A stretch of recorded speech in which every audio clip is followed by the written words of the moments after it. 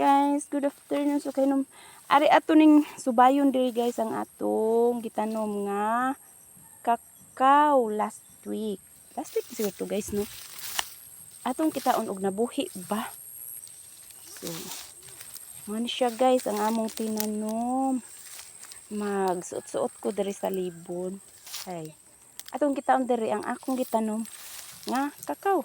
Ugo ba namatay? So, dara guys, ang akong gitanom guys. Dara guys, ang gitanom.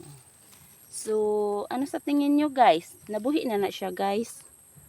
Ayan. Ano guys? Buhi na guys. Di na ka na siya mamatay.